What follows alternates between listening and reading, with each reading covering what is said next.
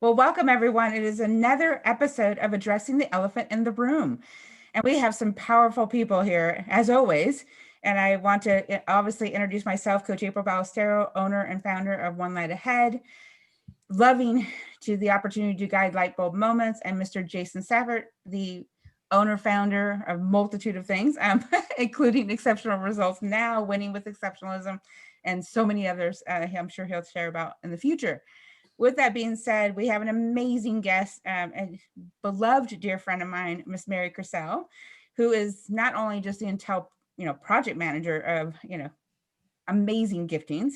She also has a powerful influence in a nonprofit that she will share more about, and many other giftings that she leads along the way. Miss Mary, you get to share whatever you want to share about the elephant of your choice and what background you bring to this elephant that you want to put on our table today. I have a lot of elephants, I have to kind of like keeping my ducks in a row at times, it's like, oh, which one? And let's keep them in a row. But no, I think today, and actually April, from talking this morning, I was like, well, what do I want to talk about? And what just popped into my head, so we're just going to go with the flow here, is the change. I think there's a significant change happening in our environment. Across the United States and across the world right now. Mm-hmm. And tell me more about what you mean about change. If you were to say one specific piece of that elephant or any specific aspect of the elephant, what do you think is the biggest thing that's gnawing at you? It's just, I think as Americans, I think we're potentially seeing a new reality. There's a lot of what we used to, it's almost like we're living in a twilight zone. It's been that kind of year, right? Every month brings on something new. It's like we haven't yet even begin to comprehend. But it's just a change from our political environment to COVID and what that presents, and the effect that is upon us as a result of COVID, the changes that are happening as a result of COVID. So there's so many elephants there. Go ahead, Jason. Yeah. Mary, I'm going to title you a herdswoman of elephants, but addressing change overall, what is the biggest challenge to you in sort of acknowledging the change and then being able to confront it head on? Yeah, I think a lot of times when I know with my time at a high-tech company, we're constantly dealing with change, and we as humans always have a really difficult time with it, right? Some of us manage through it better than others, and I used to think that I did. I'm not too sure now, but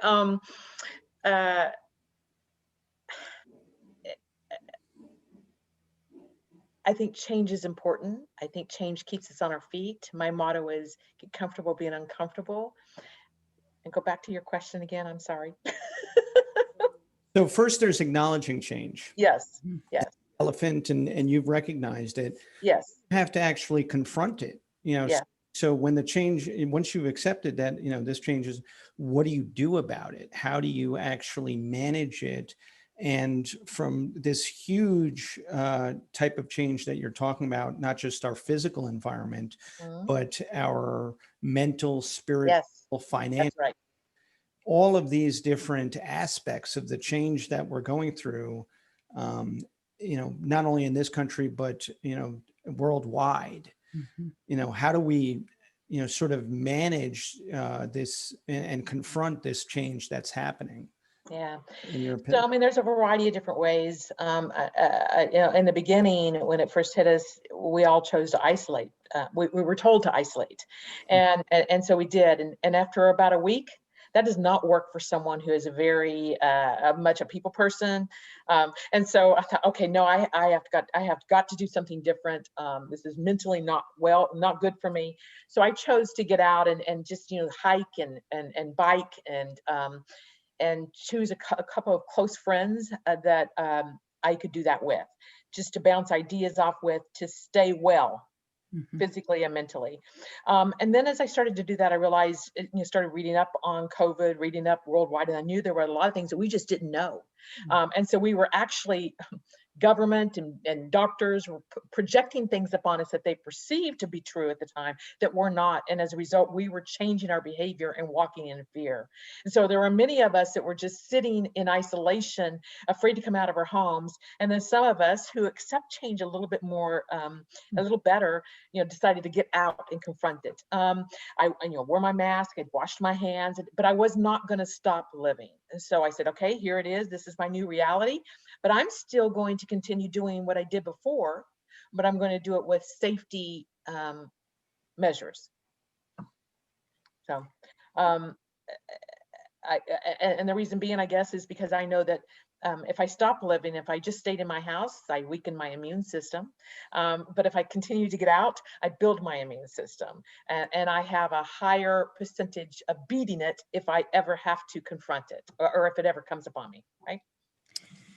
So I'm going to ask, obviously you were able to transform the way in which you went about living your life. So you confronted change and said, I'm going to take it head on and still live my life, but I'm going to transform to adapt to this change by having safety measures, as you call them. What are some of the things that people who are listening to this podcast could think about in terms of the steps that they should take in confronting change that you went through? Mhm. Yeah, for one of the things was making sure that I'm eating better. So eating things that are not going to be poisonous to my body, organically, no GMO. And then also making sure that I'm taking my supplements daily, making sure that I'm getting enough vitamin D. And then also, I not that I get any stock or money from this, but I love this product. It's wellness. It's a wellness formula and olive oil of oregano. I've been fighting it off. I feel like I'm fighting off something over the last 7 days. I've been really, I believe I accomplished that successfully, but it's because of a lot of that, that I've been doing over the last several months. But more importantly, for me, I believe it's me being grounded in my faith, Mhm. having hope for something more, and knowing that I can stand strong on that hope. Let's build off of that. Going back to, if change is the elephant and your faith and hope is what really drives you to confront change. In terms of your business, obviously you were able to improve yourself, your personal health, but in terms of your business and going out there and dealing with a lot of people who probably have not confronted change as successfully as you have, how are you able to approach this elephant with them, knowing that they don't necessarily want to acknowledge it to the same degree that you've been willing to address it? So you cut out just a little bit. Yeah. I saw the screen go out for you just a second. I'll ask the question, how do you help people who are not acknowledging change as successfully as you did Yeah. with their business? Yeah, I can speak to it from a business standpoint, but I can also speak to it personally. I have two grown sons. I've had one recently that has had just one blow after another, from a large, severe concussion to his head, to still being out of work for a while, to then a breakup, after 3 years, to losing his job because of COVID. And so it's just one blow after another. And it's hard to just sit back and watch your child hurt like that and not be able to navigate through that. What he wanted to do was to isolate like many others. And I noticed him starting to get depressed and in a funk. And so seeing him be like that. I know how that helped me stay motivated in what I was doing, but also to have him tag along, right? Just to encourage him to, like, hey, why don't you take these supplements? Why don't we get out and go for a walk today? If you aren't feeling well today, and if this is impacting you, what is it maybe, son, that we need to do differently today than we did yesterday to get us out of this funk? Just having those conversations, but also validating where they're at and why, and asking them why they feel that way, right? Because I think it's important to acknowledge and not pretend that it's not there. You can't pretend that the elephant's not in the room. I think probably one of the first things you got to do is acknowledge, yeah, you're there. Now, I'm going to stop petting you. I'm going to stop, admiring you, and I'm going to now. What do I do about you? Because I'm done feeding you. That I think that's one of the biggest problems is, and that's why April and I have this show, is that most people are happy to pet and ignore the fact that there's this huge elephant in the room. And I think, the fact that you chose to really acknowledge something that's far bigger than any of us really wants to accept. So you're really bringing to the surface something that everybody's going through right now. And none of us really knows how to deal with, because even with hope and faith, our biggest challenge right now is the fact that we don't know what's on the other side of this pandemic reality, as well as the future of our government, our economy. There are so many things wrapped up in this word change that you've addressed today. So I'm going to ask the next question, which is, how do you maintain your focus on being in the current moment when it's so easy to get caught up in the fear of what could go wrong in the future just based on not knowing, and all of the things that have happened in 2020? I mean, it's very funny.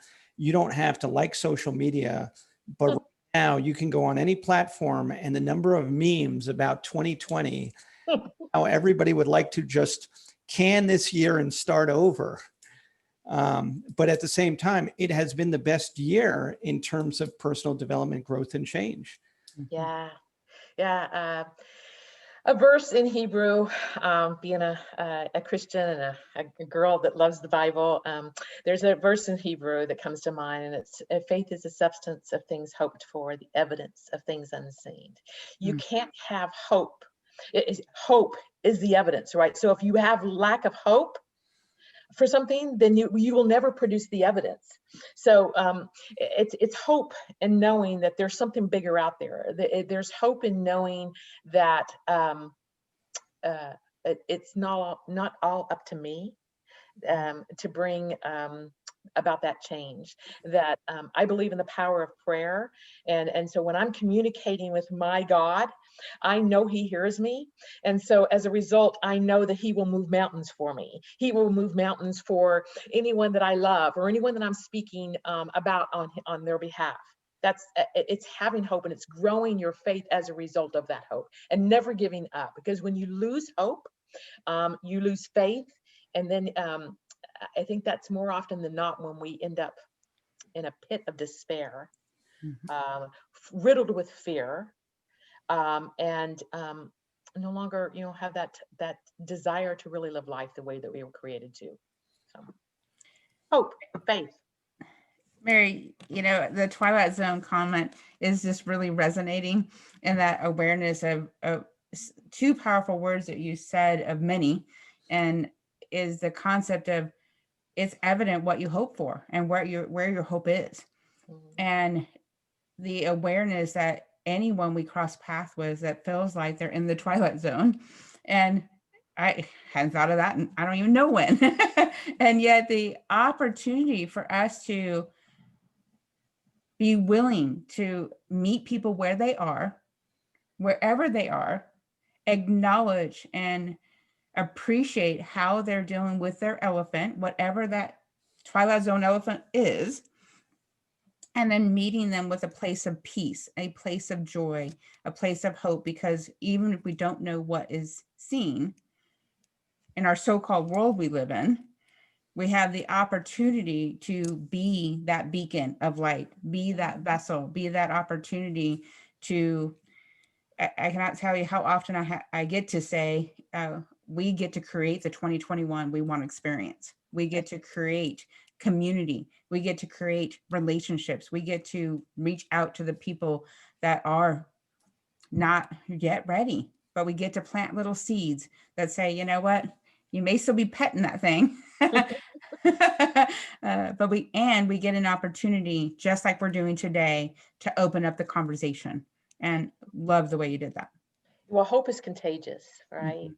I'd much rather be around someone that's hopeful of something than someone who sees that glass half empty all the time and is negative. Woo, right? It's like, get me away from there. So it's Literally. contagious. Mary, from a separate side of looking at change also in terms of crisis, you've really approached, obviously, this year from the standpoint of using faith and hope to manage yourself through crisis. What are some of the other tools or tactics that you've been able to employ in terms of keeping this crisis in control within your personal environment, not the world outside, but just in terms of obviously your space? Often when you're going through things like this, you're your own biggest nemesis. The conversation you can have inside your head can either move you forward or hold you back or take you back 500 miles. So what I do to avoid that, because I find myself tripping up on my own thoughts on a regular basis, less now than it used to be, is diving in and reading motivational books. My favorite's the Bible, just in case you all haven't figured that out yet. But what's that? Is that called the good book? Right. It's full of good news. Love it. Yeah. So it's filling my mind with things that are going to help inspire, motivate, shift me from the poor pitiful me to what is possible. Mhm. That's awesome. Perfect. And it's so interesting that I just got through doing an inspiring story about the concept of the gift of reading and the gift of how it unlocks our creation. It unlocks our opportunity to believe what is possible. And Mary, perfect question to start to wrap up. Jason, is there any other questions that arose for you before we thank her for her time? Yeah. Again, because this is such a big elephant, and, I would like to also look at it from the standpoint of those people that you're involved with helping. And this is also for our listeners, just to glean something as well. In dealing with the crisis, and you talked about being your own biggest nemesis, how does someone who's not necessarily, obviously you gave them the Bible as a resource, but how does someone who's not necessarily faith-based or have the tools and the training that you have, where do they start to sort of address this elephant and confront it in an easy, or not easy, but simple? I've been told that I have to stop using the word easy and start using the word simple. A simple way. I believe it's learning to believe in yourself, knowing you were created for a reason, understanding what that reason is, stand firm on that. And if you don't know, then, seeking, educate. You're here for a reason. You've got a purpose. Now understand what that purpose is, and then also identify that path to get to that purpose, right? So it's all about believing in yourself. And I think that that's the root of all of our problems, is that most of us don't know our identity. We don't believe in ourselves. And as a result, we let people get in the way. We let fear get in the way. We let excuses get in the way of us really pursuing all that we were created to be. So. How does someone, it sounds like you have such a high level of value on yourself.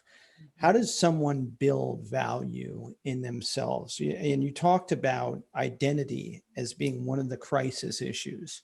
A lot of us don't have a sense of our own identity. How do we go about building this value?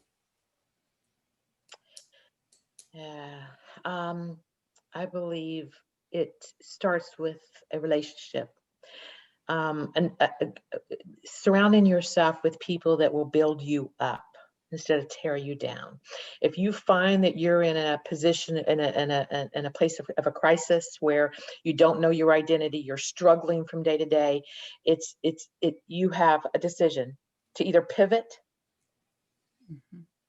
or stay stagnant right where you're at. And if you're not happy right where you're at, you're one decision away from pivoting, and surrounding yourself with, seeking out someone to help you wherever it may be. To me personally, it's all about, digging into the good word, and just being with him and surrounding myself with people with like-mindedness that will pour into me, that will show me and tell me who I am, what they see, the qualities they see about me, rather than tearing me down, because I do that well all on my own. And most of us do, right? Awesome.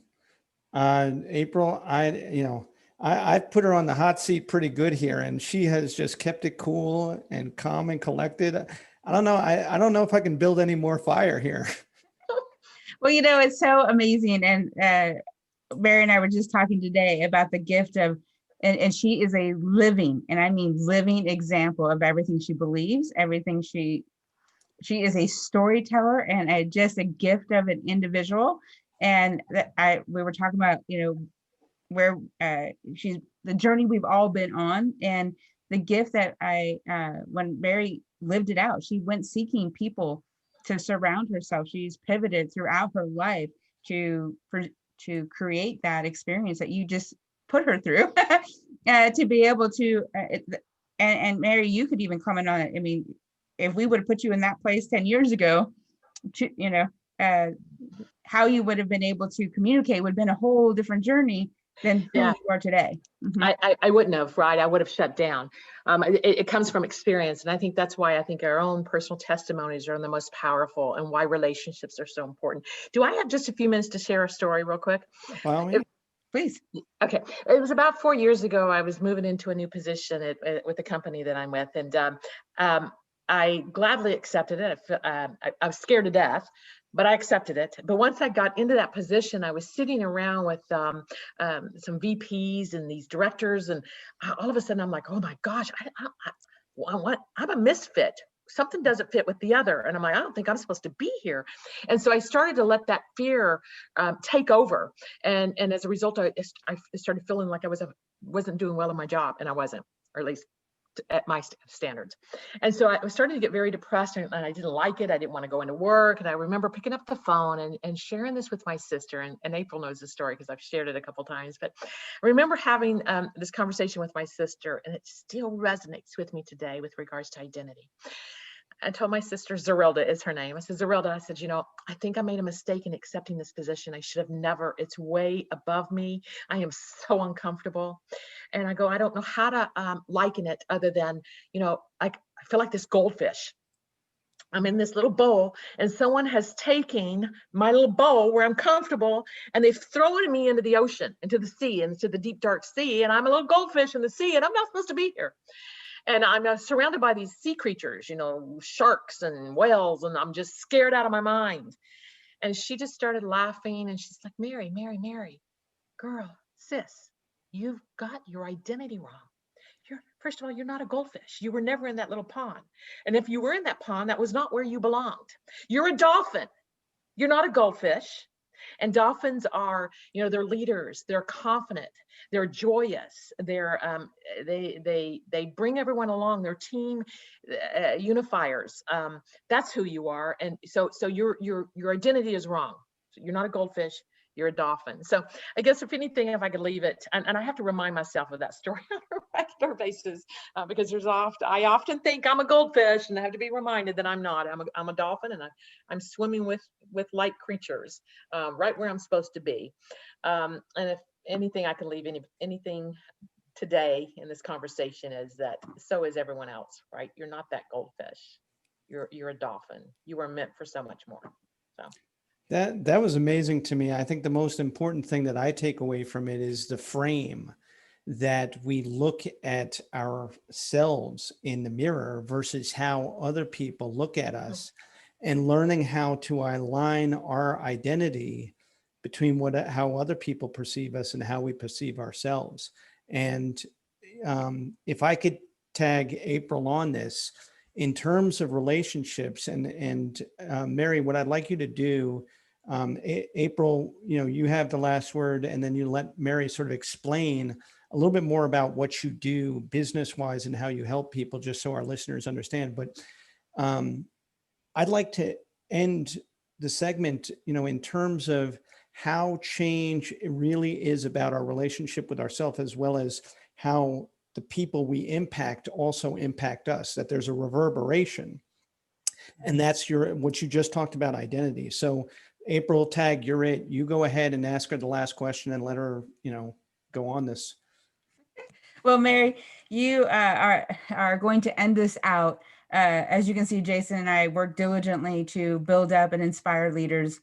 And as Jason works to create the exceptionalism in each and every individual.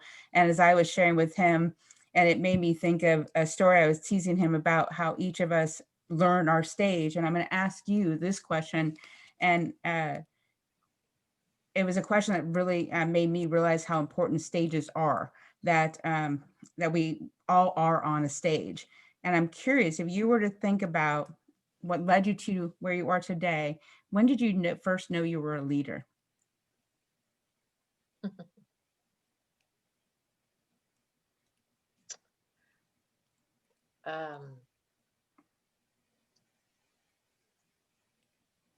I'm in constant denial of that. I'm just going to be honest with you.